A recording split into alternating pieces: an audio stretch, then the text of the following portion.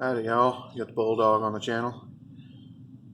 What we're working on right here has got an '09 Ford F-150. A customer says it occasionally does not start. He checked the battery, they said it was good. We checked the battery, we say it's bad. You know, whenever it only has 300 cranking amps, that's bad. But he said also he doesn't trust these connections. I think he's right. We're going to do what we can on these things, but this is a very common problem on these clamp type connections. They will corrode into, you know, the old lead connections.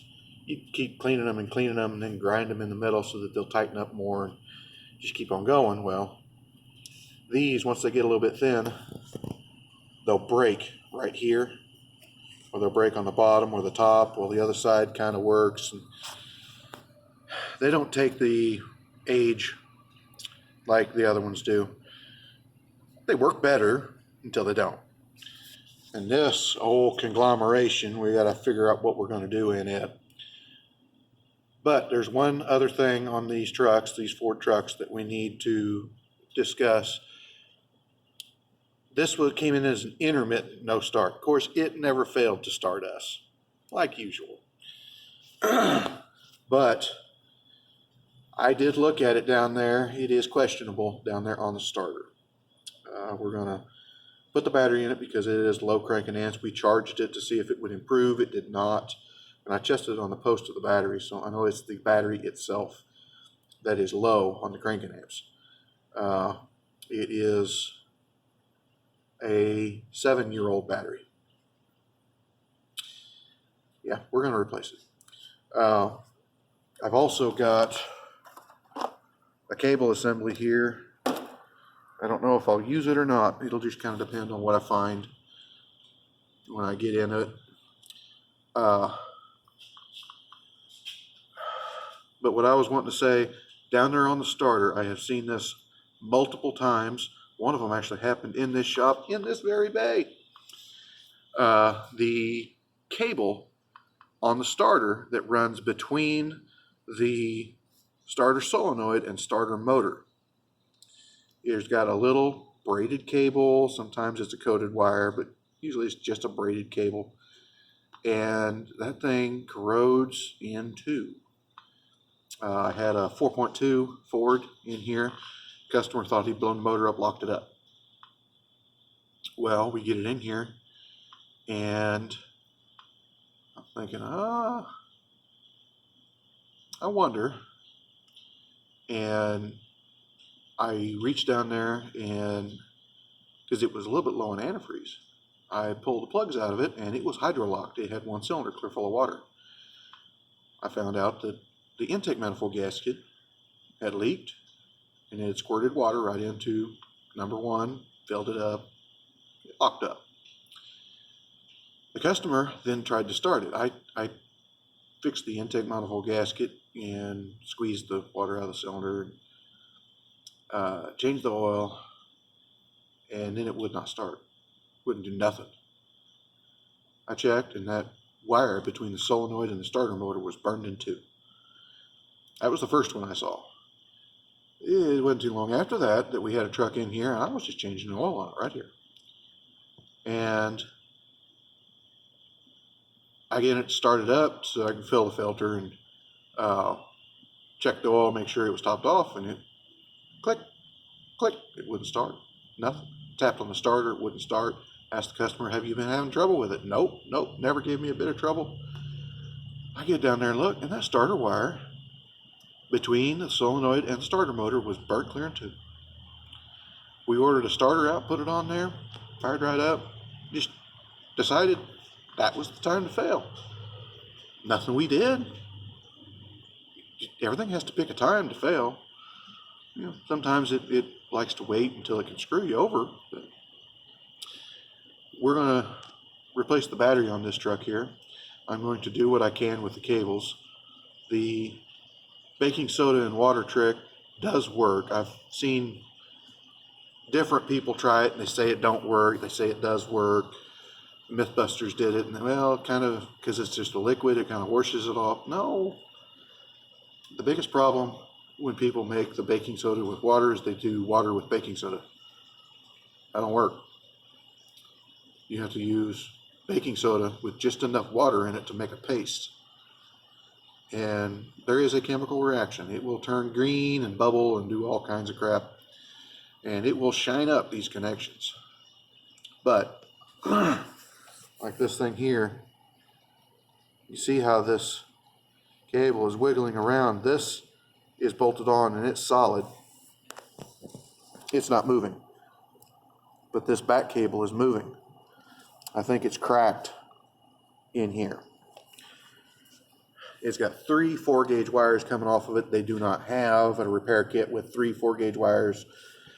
This one here bolts on, so I'll probably just take it off and clean it.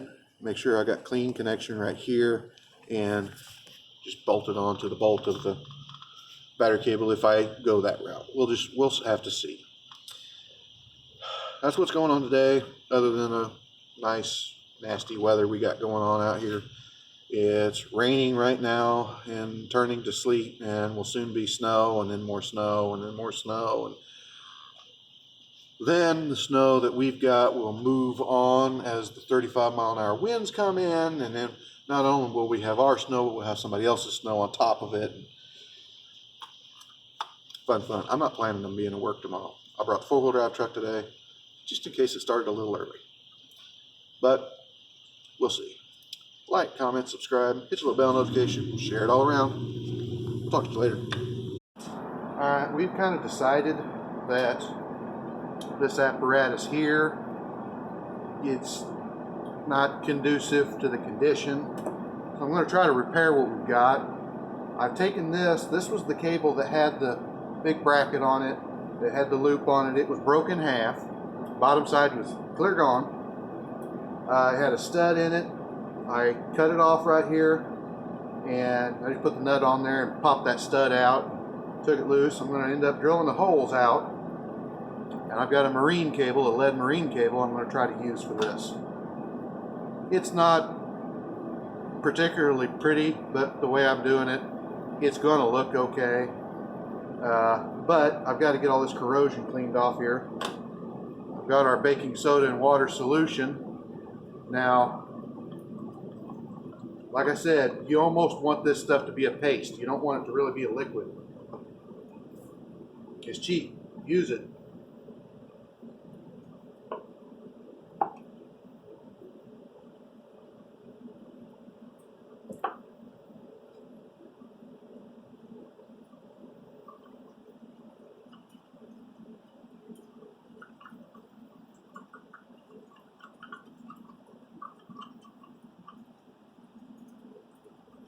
When you apply it, it's going to turn green. I like to submerge it in there.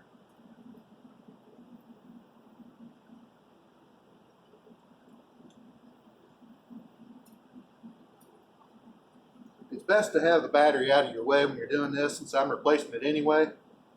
That wasn't a problem.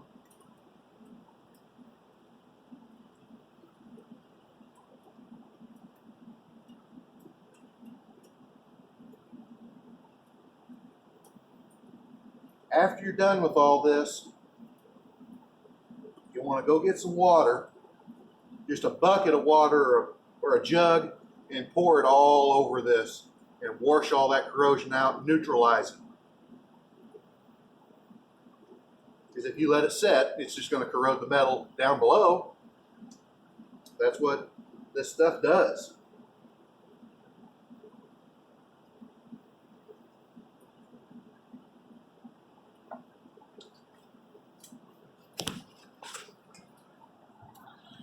As you can see down there and on the pieces, it's just turning green and corroding, and eating off that corrosion. But you can see down there, that is very thick. That solution that I'm using. Everything that everybody else I've seen do they've set it up to where it's, you know, a liquid that you'd almost pour, and that just doesn't work. It doesn't stick to anything. It just runs right back off. I've got my wire brush here.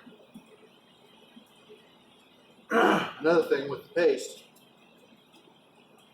it'll stick to your wire brush.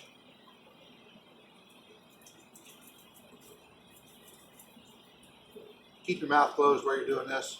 It flies everywhere. Try to limit what's flying around because, you know, everything else.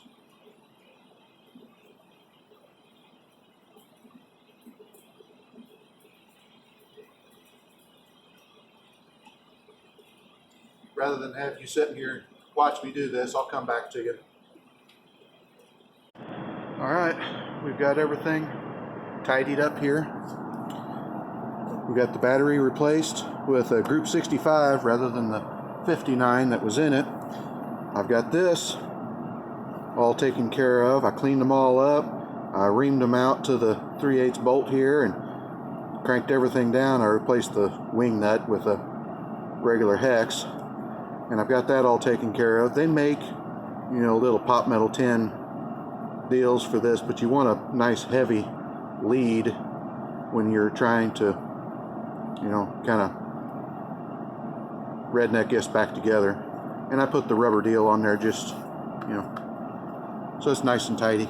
I cleaned the connection on the ground side, and before I put the ground on, I lowered the hood down on here because this set's a little bit taller and the battery is longer. It's about that much longer than what was in their stock. It says this one fits, but that doesn't mean that it fits.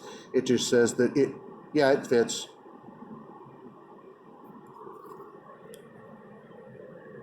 Well, I just wanted to make sure that there was something over top of it just in case he does a bow duke over the creek and the battery tries to jump out of the tray and get up against the hood. That way maybe it won't spark. I don't know. By that time, oh well. But this ought to take care of all of his electrical problem, unless that starter is burned up, but all this was bad, so you got to start somewhere. Like, comment, subscribe, hit your little bell notification, share it all around. Talk to you later.